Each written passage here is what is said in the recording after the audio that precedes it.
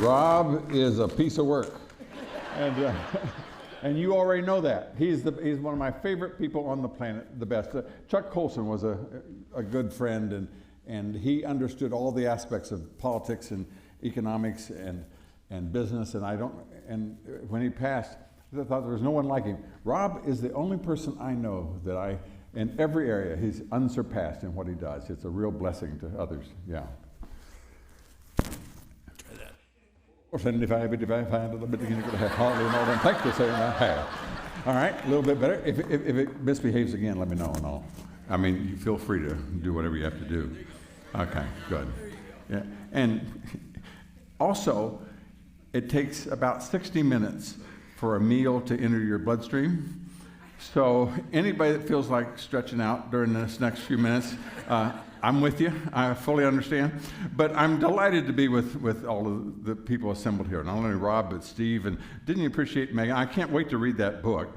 And Mike this morning, that I feel like the farmer that got his mule entered in the Kentucky Derby. And everybody was saying, he had no chance to win. He said, I know that, but he's going to be in some mighty fine company.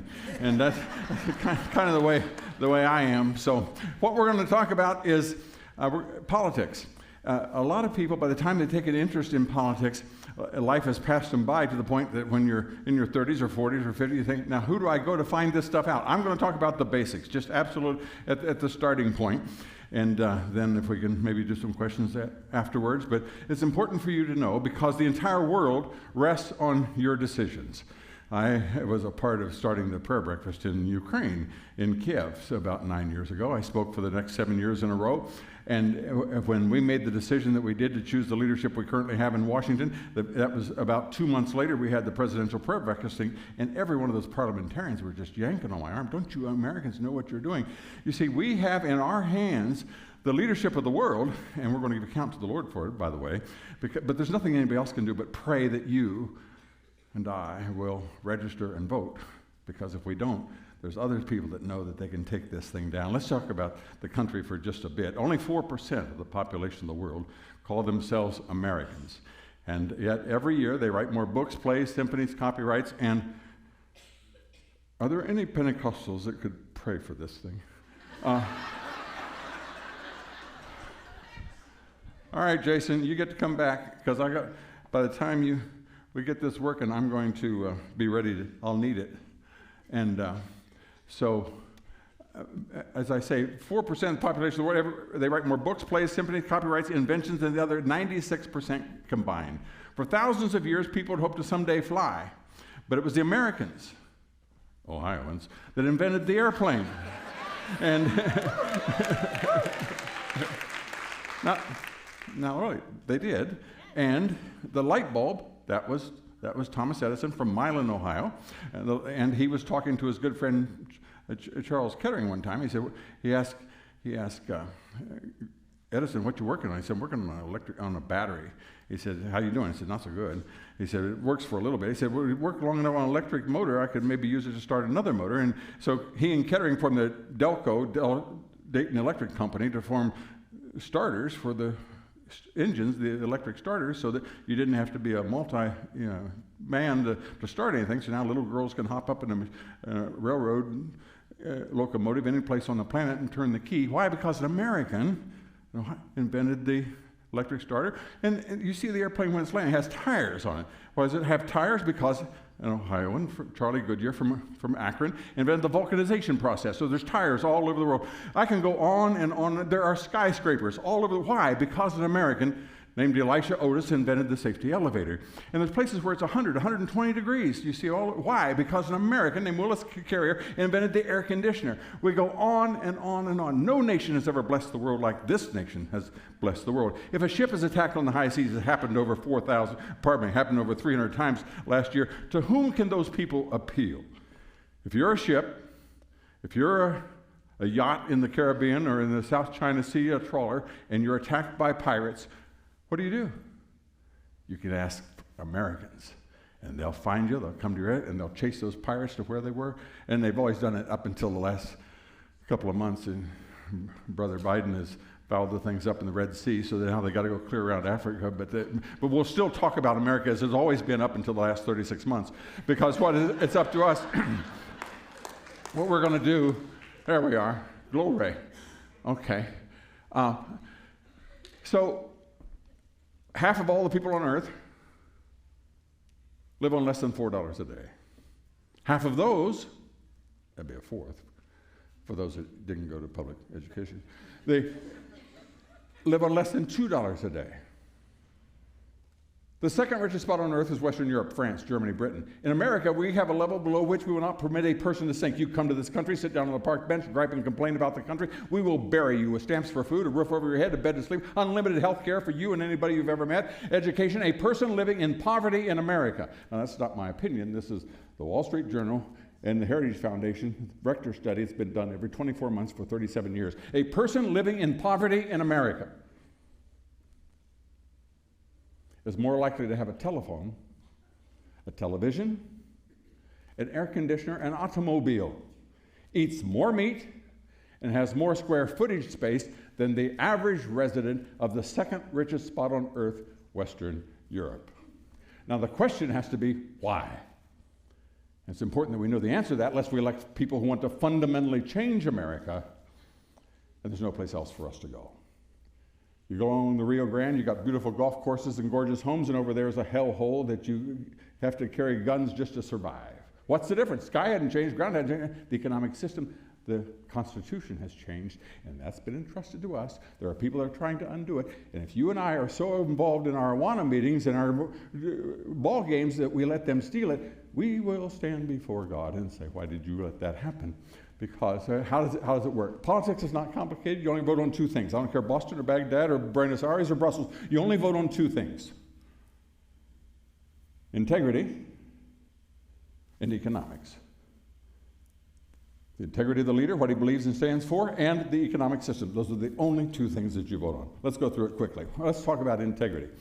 When I got involved in politics, I came from a rural area where you could trust people, and they gave you your word, you could count on it. Then I ran statewide and encountered the folks in Cleveland. I thought, oh, this is different. So I found out that integrity is made up of two parts. That is, you say that this platform has integrity. You say a bank has integrity. You say a stairwell has integrity. It performs the task for which it was assigned. You can count on it.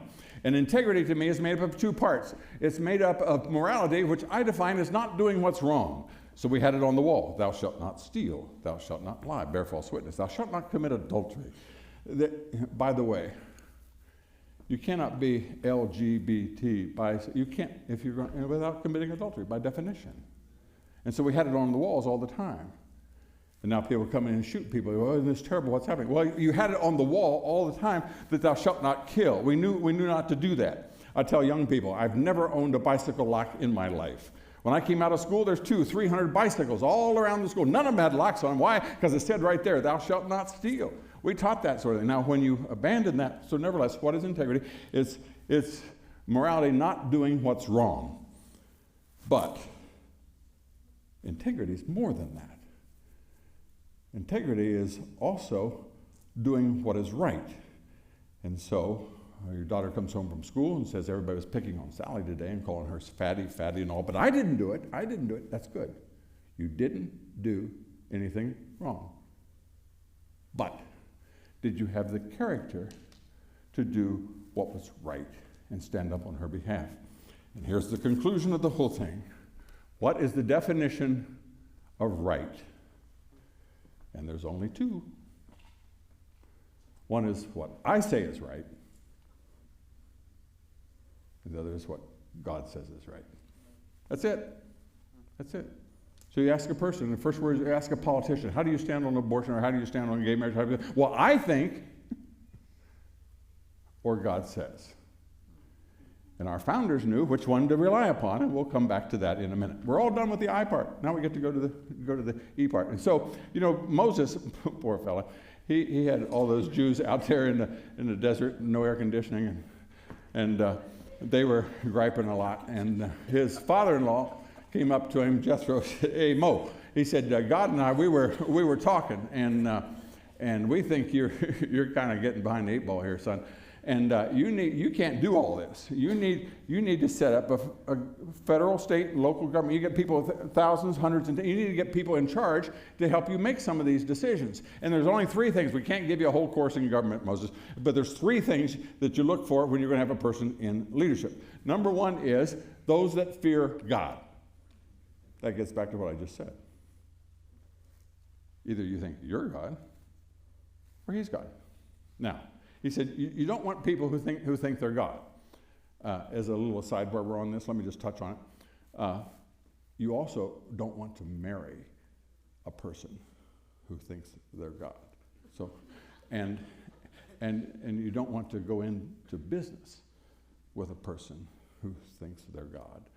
And the Bible says you don't want to elect a person to leadership who thinks they're God. Now, our founders, when they got together, they had been 11 years independence, 13 individual countries, 13 individual currencies, foreign policies that wasn't working real well.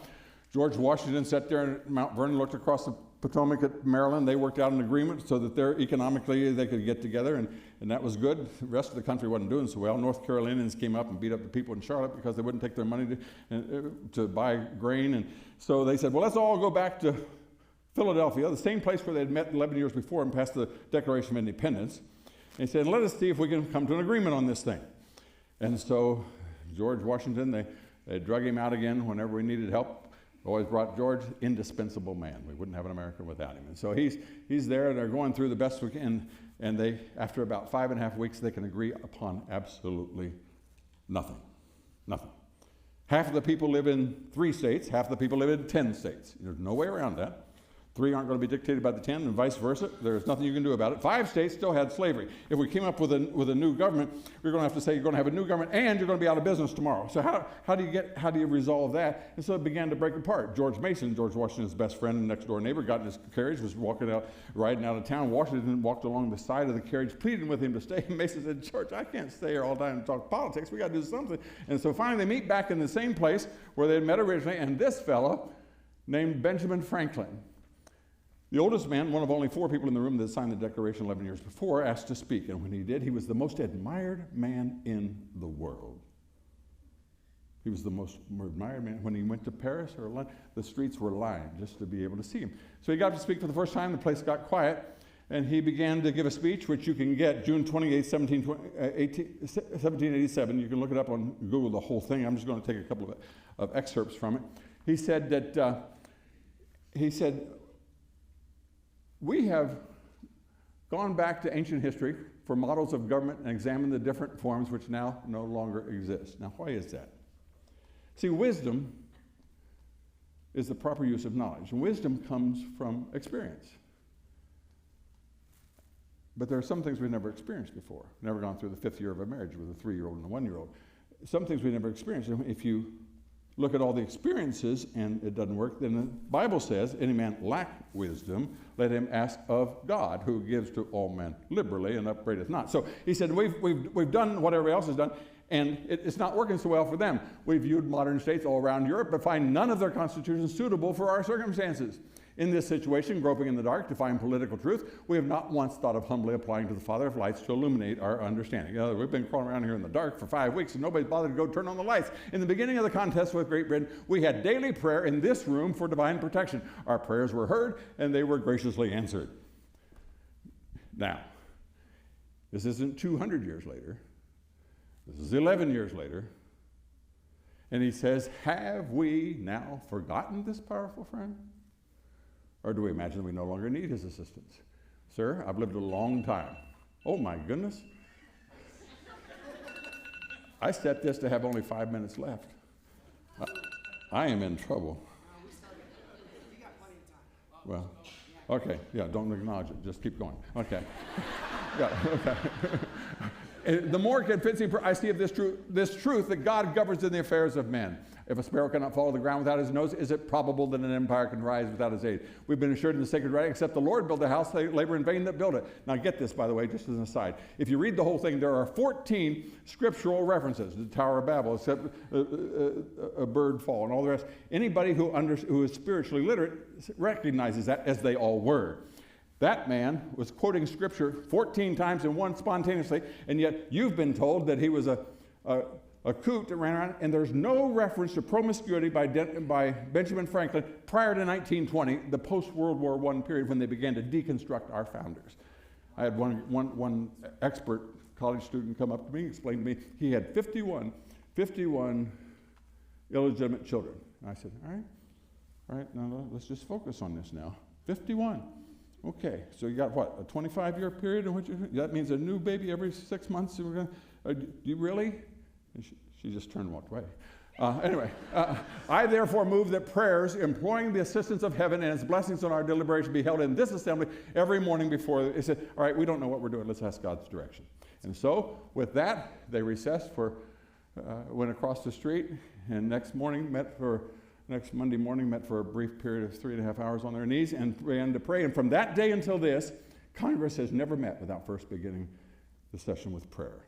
And if you don't think so, you can ask Jack Hibbs about how that works. And it's never met. And over the course of the next 5 weeks, they put together the Constitution of the United States, the oldest government in the history of mankind. Every government on earth has changed repeatedly since that time, only the American government, and it created the place that you and I recognize. Now, at the same time they were doing that, the French were doing it, but you notice what the theme of ours was, that we looked to God for direction. There's only two options: God, who's the other person? Me. And so the good French, they didn't need the God part. They just wanted to do liberty, equality, and fraternity. So liberty, God didn't give them liberty, so they get liberty. How do you get liberty? How do you get equality? You get equality by taking from one person and giving to another. What happens when you do that? People object. And so what happens when you object? Well, you got to kill them. And so the symbol of the French Revolution became the guillotine. And notice where rights come from. Fraternity. What's another word for fraternity? Group, or Soviet, or union. Rights come from the group, because they didn't come from God. And so the symbol, what happened in France was that they killed people, thousands of them all the time. Americans didn't want to do that. And so we did something differently. That is, that we said our theme was life. The only nation on earth that did that. God gave life. I am come that you might have life. I am the way, the truth, and the life. Satan's plan for your life is death. He wants you financially dead. He wants you morally dead. He wants you spiritually dead. He wants your relationships dead. He wants you physically. All thoughts of suicide are Satan. And so America said, nope, we're going to do God first, then life, then liberty. Notice the sequence. See, liberty is of precious little value if you're dead. So you have to have life first, then liberty, then sewer systems and overpasses. But the first thing you do is life. And so the purpose of the United States government is to protect innocent life. That's the purpose of government. So don't let any bozo stand up and say, well, I don't think government ought to be involved. No, that's what the government does, first of all. And you have every right to ask a person, they're running for school board, running for sheriff, how do you feel about life? Because you know where life comes from. It comes from God. And if you don't have God, He is me. And if it's whenever a man does it, he starts taking innocent life. So you know all about that person. Dennis Prager says, you want to know about a person? I'll ask two questions.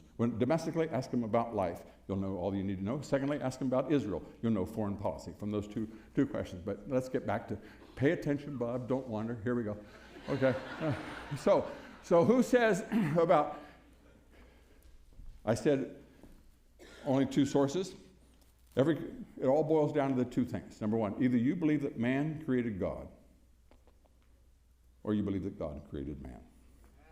And that's why it's essential what we're taught in schools, as to where it comes from. So if you believe that man created God, then you believe man is a standard. If you believe that God created man, then you recognize that God has a standard. And here's the critical part. If you believe that man created God, then you believe that man is basically good. By what standard would he not be good? He writes his own standard, so you can listen to him. Hillary's always talking about, I think people are basically good. because I'm blind, deaf, and dumb, and I don't see what happens in New York. But nevertheless, man is not basically good. Man is in need of a Savior. And God knew that, and our founders knew it. And so they're going to base it upon that principle. Now, if man is basically good, then anything that he does is not his fault. And so you listen to a politician. You listen, when I'm done here in another 20 minutes, you're going to be able to listen to a politician for 2 minutes, and you'll be able to know what they do. Because if man is basically good, anything that happens wrong, it's not his fault. It's the society and the culture. And so somebody comes in here and starts shooting people. Well, it can't be his fault. He's good. So whose fault is it? That gun's fault. Those guns coming in here doing those nasty things. They regulate those guns. You and I say, you're an idiot. But never let those people, they think it makes sense. We understand that we're responsible. We'll stand before God and give account for what we do. And finally, and this is the most important, without God, from whence do rights come? And so you'll hear these people on this side of the chart, and they'll talk about women's rights, Hispanic rights, African American rights, LGBT rights. There are no left-handed blonde rights. There's only rights that apply to all of us, and they only come from one source.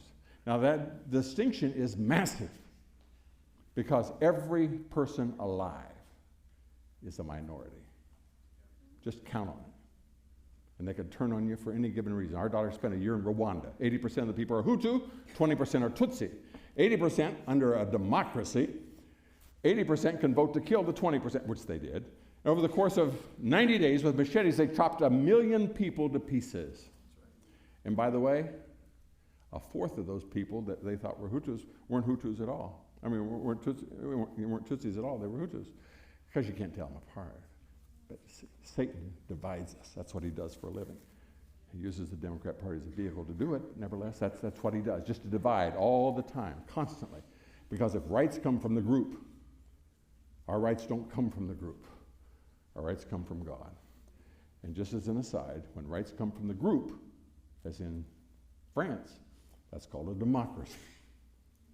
And the word democracy does not appear in any of our founding documents, nor any of the constitutions of the 50 states, because our rights don't come from the majority, they come from God. Now, where the frustration comes is that it's a republic, ma'am, if you can keep it.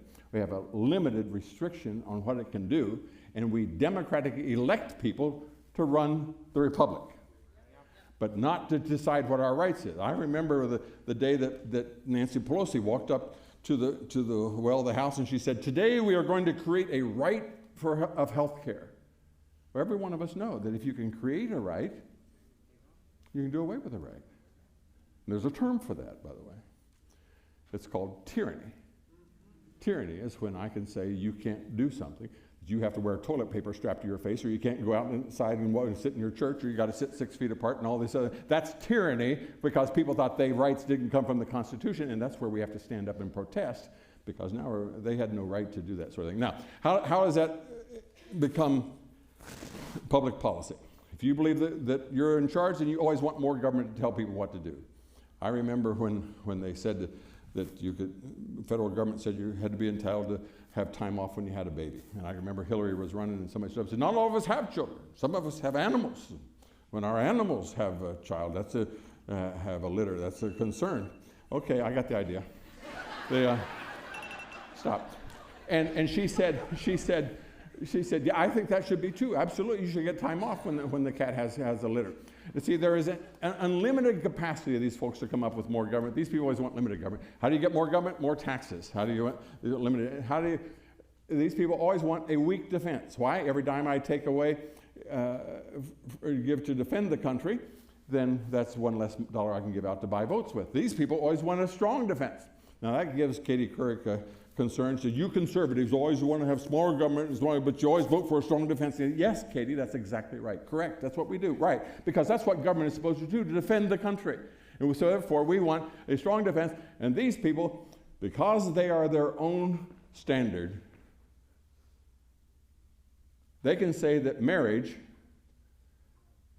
is between 3 men and a horse. And then, because they are the standard, they can make it a hate crime for you to do what you just did. Now, I'm not saying you got to watch out for it or you got to be careful. That's what they're doing. If a man says to you in New York City today that I'm a 10-year-old girl, and you say, yes, sir, you can be fined $250 per occurrence for misgendering a person in New York City. And that's where periodically at this point I begin to bubble up and say, well, there's no difference between the parties. It doesn't make it a good people and bad people on both sides. You're ignorant. You don't know what, these people are destructive. They're going to destroy everything that we stand for. And that because, now, once you understand this, you show me where a person stands on passing out condoms in the classroom, and I'll tell you where they stand on cutting the capital gains tax. You're going to say, oh, I'm not so sure you, yes, Sam. I can listen to them for 60 seconds. I'll tell you all about them. Because this is the way they think. Okay, number 2. Poor old Moses, he's having a hard time. He's a man of truth. There has to be a standard. So what is truth? Truth is, I can say this room is 75 feet wide. You can say it's 65, you can say it's 55. And we can just talk about it, we can have conferences on it, and we can write white papers, and we can just go on and fly to Davos and just debate how big it is and go on. Nobody cares until someone comes and measures it. And that measurement is truth. Everything else is just opinion. So I was happy when you said 75 and I said 65 and you said 55. We all got along well. But until that little girl came in and measured at 43, everybody in the room knows that what I said was wrong. Therefore, error hates truth. And our situation is that because truth reveals error. So error hates truth because it reveals who it is. But more than that, truth overcomes error. So you're prosecuting a guy for stealing an ATM machine.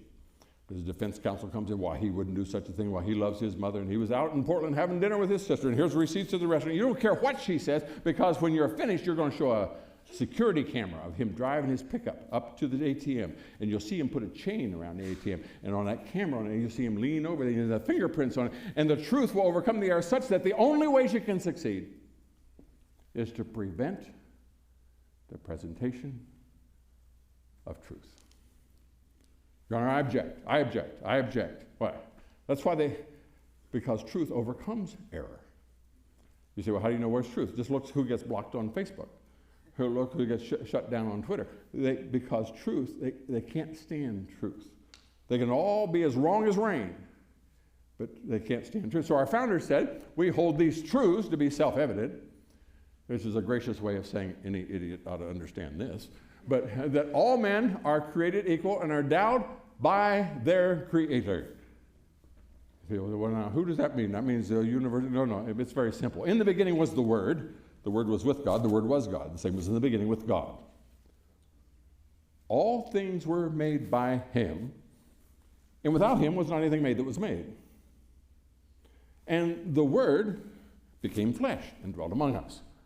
Jesus Christ, or the Word, or God, or the Creator. Those are synonyms. Man is endowed by Jesus Christ. Man is endowed by God. Man is endowed by his Creator with certain inalienable rights. Among those are life, liberty, and the pursuit of happiness.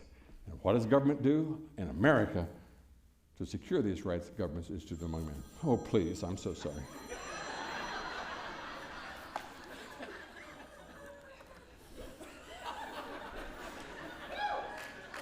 See, I know you're trying to go to sleep between 2 and 3, and I'm trying to keep you awake. Okay, here we go. Okay, final point. Here we go. Hating social. Now get this. He's telling Moses, I can only tell you 3 things. Number 1, you don't want somebody who thinks they're God. Number 2, you don't want a liar. And number 3, you don't want a socialist. He's going to explain it. What is money? Money is a representation of a contribution I've done for someone else. That is, you go into a shoe store, and the shoe store owner says, what have you ever done to be entitled to these shoes? And he says, well, I mowed Widow Johnson's yard. How do I know you mowed Widow Johnson's yard? I have this. What is it? It's a $20 bill. It is a representation of a contribution that I made to someone. It's a way of keeping track. So, well, that's fine. You only did it once. So these shoes are worth $60. You only got 20. You need to go do it some more. So money is a representation of a contribution. So in a free enterprise system, we become wealthy by doing good things for other people. And that is essential. That's what makes us different from everyone else. There's only two ways to get money. There's a car going down the street out here. There's only two ways I can get money out of that car. Number one is I stay awake nights, dreaming up ways to do something good for the person, such that they voluntarily slam on their brakes, pull in and say, you're going to wash my car and clean the dash and sweep the carpet and wash the way. I'd much rather have that than have this $10 bill. I'd much rather have that pair of shoes than the $60. I'd much rather have a GPS unit. I'll never get lost again. Oh, that'd be wonderful. I'd rather have that than the $200. Under free enterprise, the way that you become wealthy is that you bless other people. And when you do it, they decide whether or not it's worth it, and they make an exchange, which at the end of the exchange, they are both better off. They have created wealth. They've created wealth. And that's the only way that wealth is created. Now, for you folks that didn't grow up Pentecostal, I did. I know when you say something profound, you got to say it 3 times. That is the only way that wealth is created. That's the only way that wealth is created. Now, I said that there were two ways to get. Let me hit that again. You got a farmer here with a pile of wheat. You got a baker here with 10 empty ovens. He said, if I had this wheat, I could make donuts and sell them in the morning. The farmer says, I don't need this wheat. If I had his money, I could put a new roof over the barn and buy a new tractor. And the two of them come together and make an exchange, which at the end of the exchange, they are both wealthier than they were before. They have created wealth. I said there were 2 ways to get money out of that car. The other one is, stops at the street light, I just go over and I take it. Now, have I created any wealth? Nope. Have I redistributed wealth? Yes, Bernie, that's what you keep talking about. You remember de Blasio, there's plenty of money in this country, it's just the way it's distributed. Well, so you redistribute it, but the degree to which you benefit is the degree to which that person is diminished. So you've created nothing, but you've done 2 bad things. The person that earned it doesn't get it, so they're upset. The person that didn't earn it has it, so why should they go to work? And the whole thing falls apart. And the degree to which you do that is the degree to which you create poverty. And the idea that wealth is distributed. Fortunately, those of us that don't live in New York and Philadelphia, we know better than that. So you're driving out through Iowa, both sides of the road, corn. Then you drive in Nebraska, both sides wheat. Then you get to Denver, Colorado, and you say, it's really terrible the way wheat is distributed in this country. And what we need to get involved, the way corn is just distributed, is terrible. We got plenty of corn in America. It's just the way it's distributed. Every farmer scratching his head, you idiot, corn's not distributed. Corn is grown. Wheat's not distributed. Wealth is not distributed. Wealth is created. And if you don't know how to create it, you should go back to your lemonade stand and learn. And so, okay. And the greater the contribution, the greater the reward. I can hit that on, but here's the significance part. Blessed telephones, they have on a little app that you can plug in your flight, and they'll tell you what gate you're in. So when you land, you tell you where it is. And my son was telling me about that, and I said, really? He showed him, how much is it? He said, it was 99 cents. Well, is it worth 99 cents to have it on my phone for the next 3 years? Yep. Why did the person invent that? So they didn't want me to get lost in Atlanta airport? They don't know or care. They wanted 1 million people to download their app and to become a millionaire. Now, that's why nearly 90% of all the apps in the world are invented by Americans, because government doesn't come along and steal it. It's a constant fight. Politicians want to do it. But here's the point. Do I care if that app was made by a 6'8" African-American male or a 5'4" Asian female? I care not a whit, because in the free enterprise, you're not rewarded because of who you are. You're rewarded because of what you do for others. And you can drive up and down the road, and you can see how it comes. And you listen to those politicians. I talk about, the constant chatter about the race and gender of people. It has nothing to do with anything. We're all made in God's eyes, and we were all Americans. And those people that want to have the groups will constantly seek to divide. And when you hear them do it, run from them, stay away from them, defeat them. Make sure, okay, now you're going to get 90%, 95% of all the economics you ever need to know your entire life. Here it is. This is very simple. Once you see this, you'll know it the rest of your life. Number one, let us suppose that you go into Walmart and the most expensive thing in the Walmart is $99. And you have a $100 bill. That means that you are completely free to choose anything in the store. Now, let us suppose someone comes along and takes 25% of it away from you. Now you have $75. What happens? Two things. Number one is, there are some things you can no longer choose. You've lost your choices. Thomas Jefferson said, freedom is having choices. The more choices I take away from you, the less freedom you had. Anybody that's raised a teenager has had this debate. And furthermore, the more money I take away from you, the lower your standard of living. Anybody would know that unless you're with the New York Times, and this would be a profundity, that if you take money away from you, that you're worse off. Now, suppose someone comes along and takes half of it. What happens? Fewer choices, less freedom, lower standard of living. Suppose someone comes along and takes 3/4 of it, leaves you with 25. What? Even fewer choices, less freedom, a lower standard. Suppose someone comes along and takes it all. What do we call a person who works all day, gets absolutely nothing? That person is called a slave. Now, there are two people that can come and take money away from you. One is called a criminal. He can come and take money away from you. The other is called a congressman. And he can come and take money away from you. But here's the point. The impact is the same.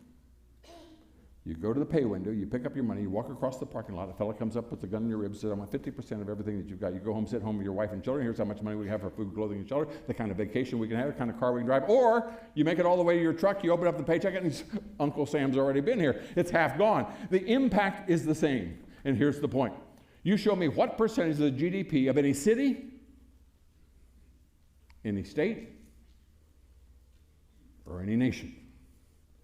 And the impact is, the greater the freedom, the greater the wealth. The greater the government, the greater the poverty.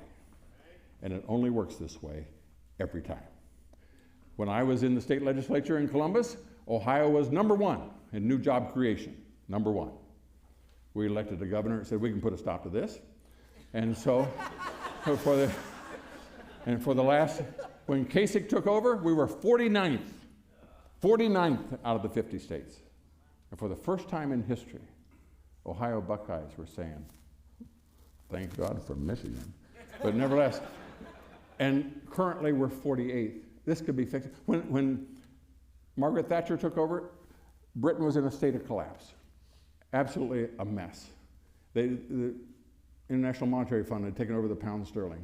So what you do, first thing you do is you cut taxes, put money back in people's pockets, they save and invest and begin to move. When she left, it was the 4th largest economy in the world. If you understand this, you can make any rich place poor or any poor place rich.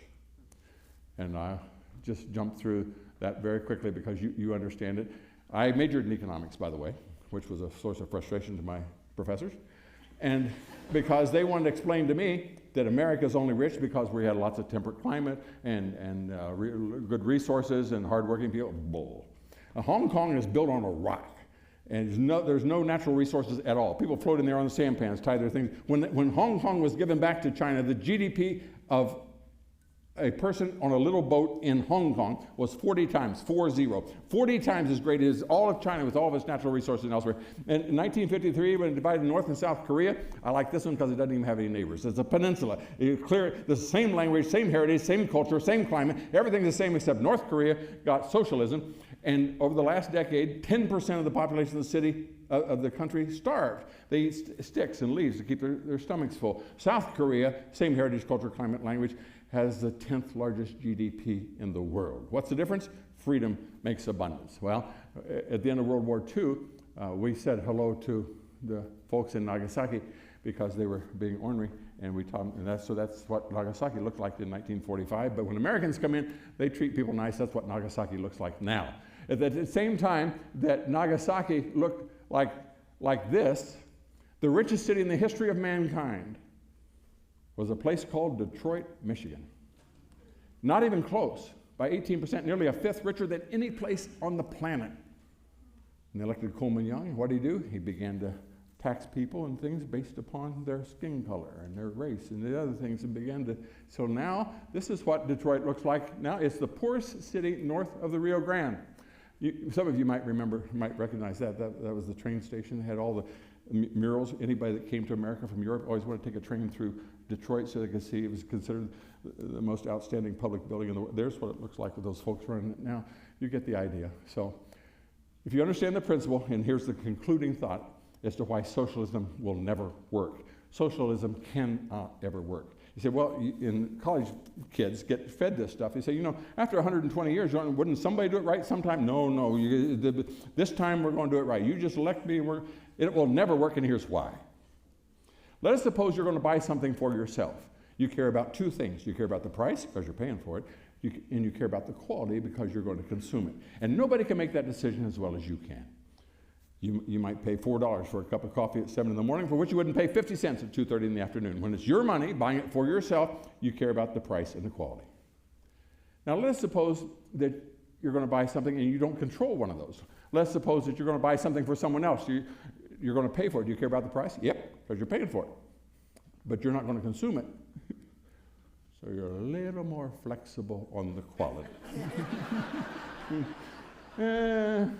By the time it breaks, they'll be married for 4 years. They'll forget who gave it to them anyway. This will be fine. And so we've all bought things for people we never would have bought for ourselves. We've all received gifts we wouldn't have bought for it. We care about the price because we're paying for it. Now let's suppose the other way around. Let's suppose we're going to consume it. And so the waitress comes along and says, oh, would you like to have some orange juice?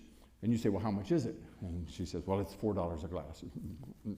No, I'm fine. I don't need it. Oh, you got the pancakes. Well, it comes with the pancakes. Well, in that case, pour away. I'll take 3 glasses. You might go off and leave half a glass. You wouldn't if you're paying for it. Do you care about the quality? Yep, because you're drinking it. Do you care about the price? Nope, because you're not paying for it.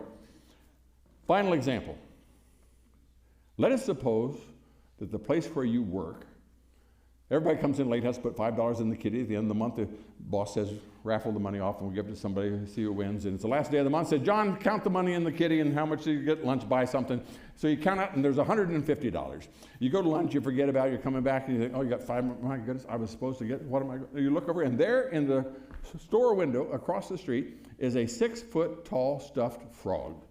And you go over and you check the price, $149. Fantastic, that's great. You buy the frog, you take it in, you put it in the closet. At the end of the day, the boss invites everybody down, lectures to him about being late. Everybody draws a number. Who wins? Sally, the new secretary, wins. What does she win? Open door. 6-foot tall frog. Everybody laughs. Goes, oh, it's so wonderful. Brings her car up, put it in the front seat. She drives off with the frog. What is that called? That is called a third-party purchase. A third-party purchase is purchasing something with money that's not yours. Therefore, you don't care about the price. If it had been $100, you would have spent that. Been $300, you would have spent that. You don't care about the price because it's not your money. To purchase something you will not personally consume, therefore you don't care about the quality. Now they tell you in public speaking, when you're going to say something profound, you're supposed to pause for emphasis. So I am now going to pause for emphasis. Because what I'm about to say is not Democrat, Republican, liberal, Democrat, socialist. Well, this is just the facts, Jack. All government purchases are third-party purchases, made with money that's not theirs to purchase things that will not personally consume. Therefore, will there be waste in the Defense Department? You betcha. Will there be waste in the Highway Department? You can count on it. That's why we believe the government should do only those things, as Abraham Lincoln said, only those things which individuals cannot do for themselves. Why? Because every time we take $1 from an individual to save and invest and use to the maximum benefit of themselves and their family, and run it through I didn't mean for you to go to bed. Okay. And run it through a third-party system called government, we're in the process of making the nation poorer. And you show me what percentage of the GDP, gross domestic product, goods and services of any city, state, or nation, and the principle applies. The greater the freedom, the greater the wealth. And that's all politics is about. Do we have a closing? Okay, the Constitution was made for a moral and a religious people. Now I got to get back. I'm not going to yell at you, but for those of you that encounter preachers periodically, that Satan is slick, by the way. He knows how to sell. So he walks up to Eve and he doesn't say, your life is going to be a mess from now on. You're going to be separated from God. You're going to work, and he's going to work by the sweat of his brow. You're going to have trouble. He didn't say any of that. Satan says, oh, looks good for food. Oh, make one wise. Be like God. He sells that sort of thing. And so Satan knows that the strength of America is spiritual. If you take all the money that goes for global evangelism from the entire planet and increase it 5.5 times, that's still not as much as America gives. This is the lighthouse for the gospel.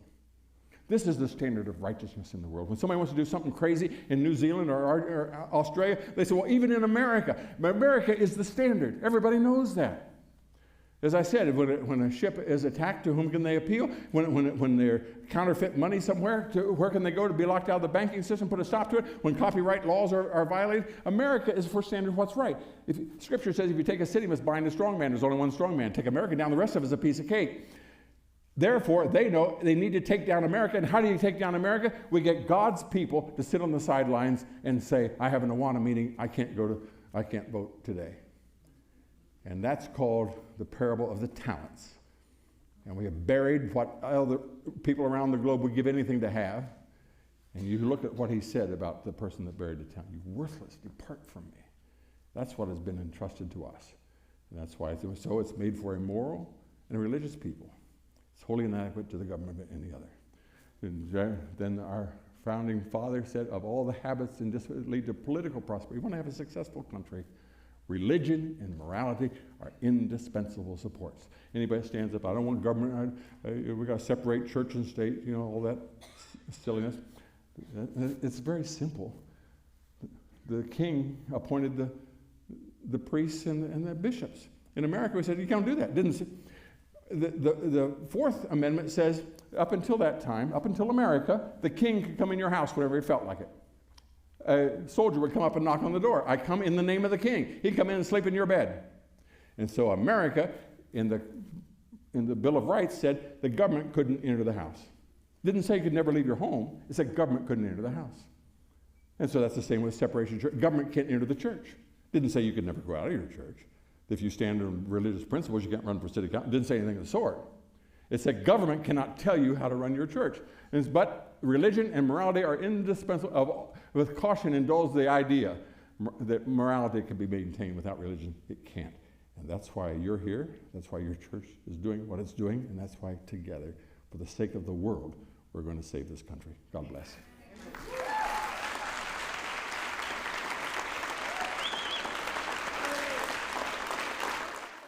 Clear Truth Conference is presented by Redemption Church in Monclova, Ohio. For more clear biblical teaching, visit experienceredemption.com.